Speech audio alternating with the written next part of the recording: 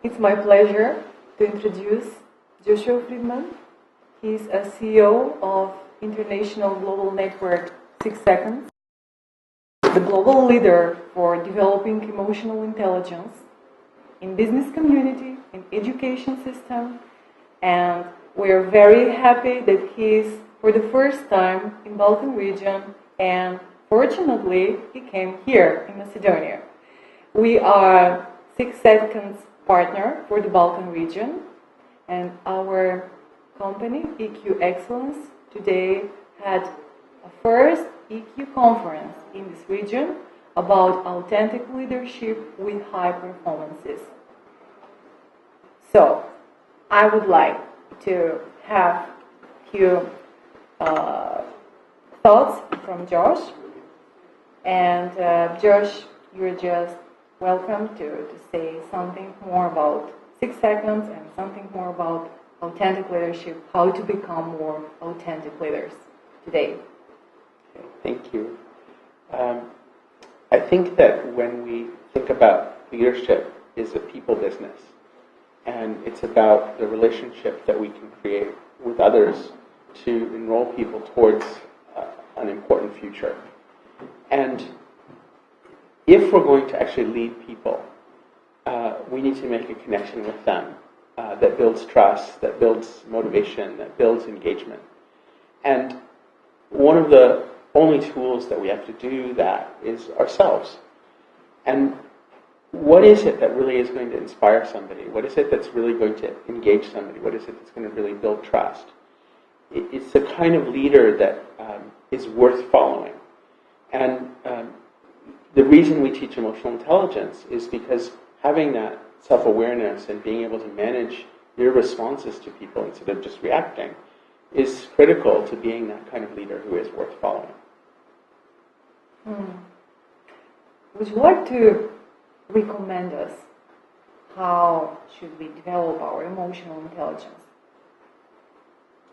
Well, the first step in the 6 Seconds process is to increase self-awareness. And that can be more reflection, it can be asking yourself questions, it can be coaching, it can be taking an assessment that's we now have in Macedonian. Yes.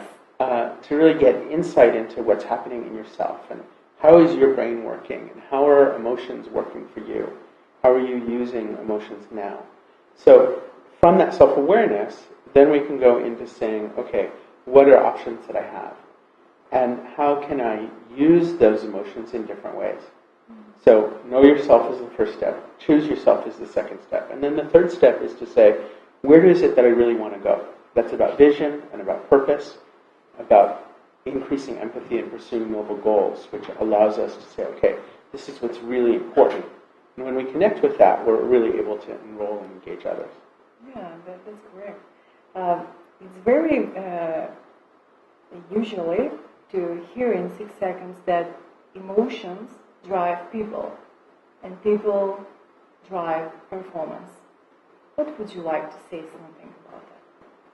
So the neuroscience about this is pretty interesting. I mean, we have different channels in our brain for processing data. And I think it actually makes sense if you consider our brain is about survival. And in order to survive and thrive, we have different kinds of data that we can use from our environment. But what the neuroscience is showing is that the emotional channel in our brain is actually the most powerful.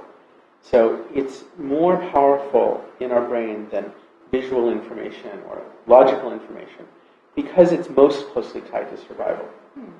So we might not be paying attention to emotions consciously, but all of the time they're working to say, okay, what's happening in this environment? And from a leadership perspective, who's on my team? Who do I trust? Who don't I trust? Who's in? Who's out? Who's respecting? Who's disrespecting? We're constantly making that appraisal because we're pack animals. We are social creatures. And as social creatures, how we relate to others is all about our safety.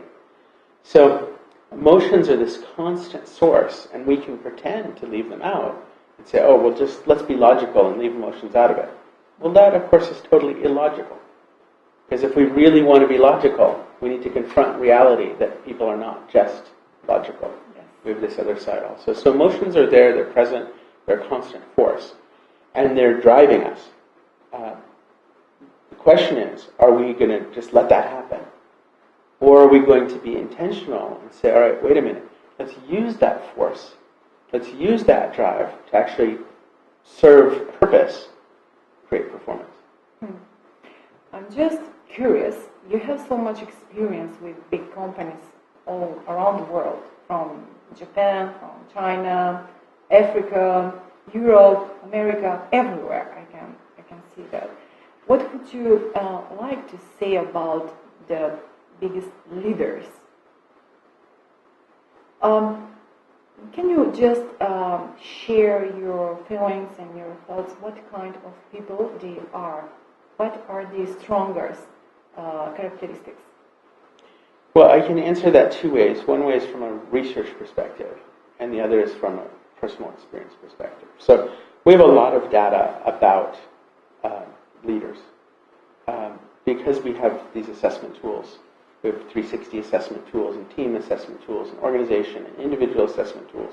So we have a lot of data, and we know that one of the biggest differentiators between managers and senior leaders is that senior leaders have higher skills in intrinsic motivation, they fuel their own fire, and pursuing noble goals. They have a vision, they're trying to go somewhere. From my personal experience, there are a lot of people I meet who have a business card of leader, but I don't feel inspired. I don't feel that sense of, okay, I want to go with you. There are a few who I've met, like, yeah, you know what, I would like to work for you. And I think that's a really interesting test. You meet someone, you say, okay, would I like to work for this person? Would I give that person my sweat and blood and tears? Would I go into the fire for that person? And I don't think there are that many people we meet where we say, yes, absolutely. But those people are deeply trustworthy. Their purpose is inspiring. They have a blend of arrogance and humility. They yes, this is important, we're going to go, but at the same time, I'm not better than you. Let's go together. There's not a formula for great leaders. This idea, follow this path. It doesn't work that way.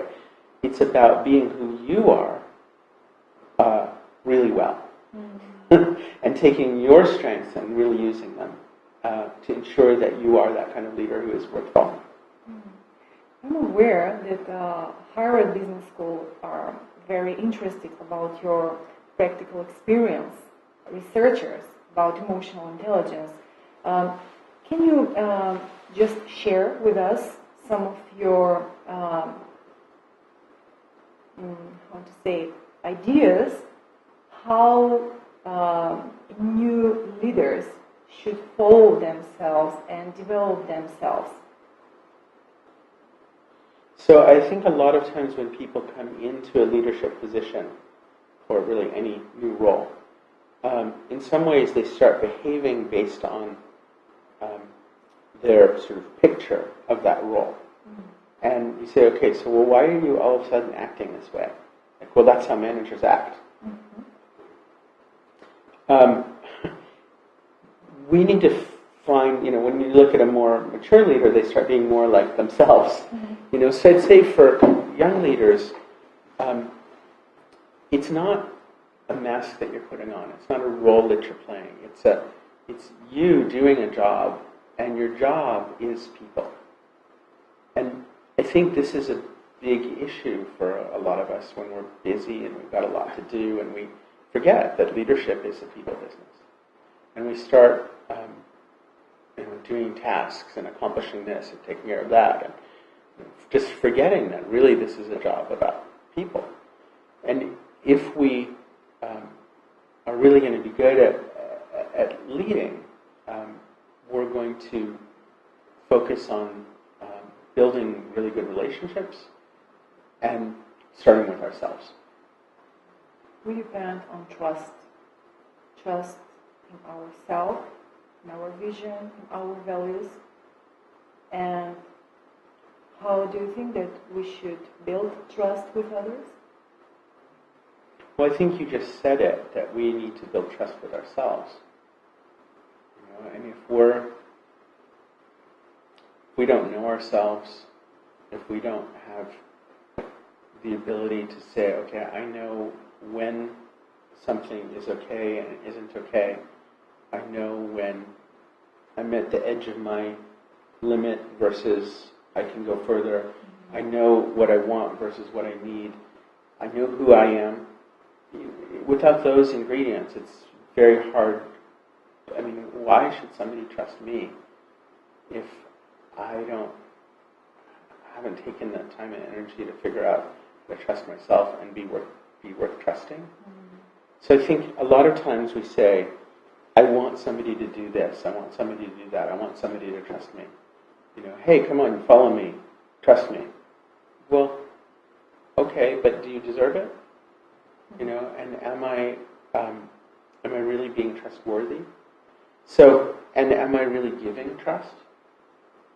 So if we think of it as something that exists between us, and it's something that I can create on my side, and I can give, and I can be worth receiving, I can't control the other person.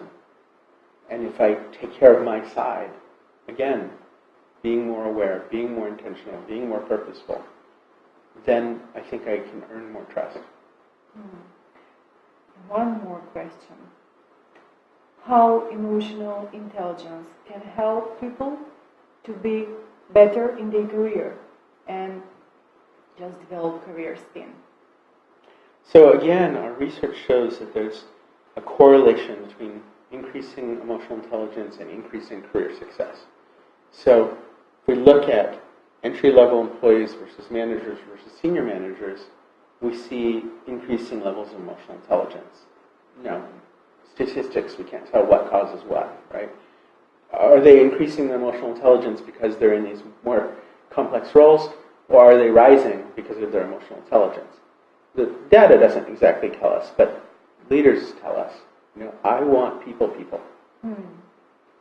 I want somebody who can engage and enroll and inspire people. I have plenty of smart people here. That's something I hear a lot. I live in Silicon Valley. We work with a lot of high-tech companies. Well, we recruit the smartest people in the world. But that's not who I want to lead. Okay, so go be an engineer. But if you want to lead people and you want to grow into somebody who leads more people and again is worth following, then emotional intelligence is really the differentiator. It's not a nice thing. It's the thing that sets apart okay leaders from great leaders. And that's something we can all experience. If you think about somebody in your life who's been a strong leader, you think, okay, well, what sets that person apart? Oh, great financial skills? Probably not. Oh, well, that guy could really work a computer. Probably not. I mean, those things are significant. Don't get me wrong. It's like, thank goodness, that there are people who can do this.